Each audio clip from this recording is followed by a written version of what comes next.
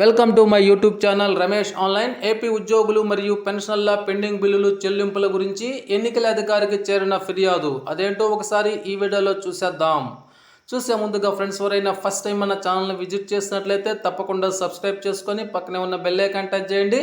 తద్వారా నేను పోస్ట్ చేసే సమాచారం అందరికంటే ముందు మిమ్మల్ని చూడడానికి అయితే అవకాశం ఉంటుంది. అదేవిధంగా వీడియో మీకు నచ్చినట్లయితే ఒక లైక్ చేసి మన మిత్రులందరికీ షేర్ చేస్తారని ఆశిస్తూ ఇక విషయానికి వచ్చినట్లయితే, ఏపీ ఉద్యోగులు మరియు పదవి విరమణ చేసినటువంటి ఉద్యోగులకు అనగా పెన్షన్లకు పీఎఫ్ బిల్లులు, మెడికల్ రియంబర్స్మెంట్ బిల్లులు వాటిని చెల్లించకుండా ప్రభుత్వం బకాయిలు పెట్టిందని, అలాగే ఆరోగ్యశ్రీకి చెల్లించాల్సినటువంటి నిధులను సైతం చెల్లించకుండా వాటిని కూడా బకాయిలు పెట్టిందని, తద్వారా ఆరోగ్యశ్రీకి బకాయిలు చెల్లించకపోవడంతో ఆ సేవలను నిలిపేస్తామని ఆసుపత్రి యాజమాన్యాలు చెప్తున్నాయని గవర్నర్కు చంద్రబాబు వివరించారు.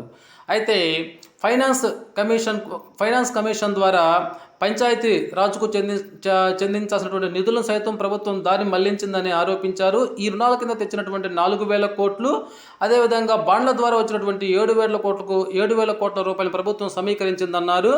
ఈ నిధులన్నీ ప్రభుత్వం ఉద్యోగులకు, పెన్షనర్లకు, పంచాయతీలకు, ఆరోగ్యశ్రీ ఆసుపత్రులకు చెల్లించకుండా తన అనుకూల కాంట్రాక్టర్లకు చెల్లిస్తుందని అయితే ఈ లేఖలో అయితే వివరించడం జరిగింది. గవర్నర్కు రాసినటువంటి లేఖను కేంద్ర ఎన్నికల సంఘం, రాష్ట్ర ప్రభుత్వ ప్రధాన కార్యదర్శి, అదేవిధంగా ప్రభుత్వ ఆర్థిక ముఖ్య కార్యదర్శికి కూడా చంద్రబాబు అయితే పంపడం జరిగింది.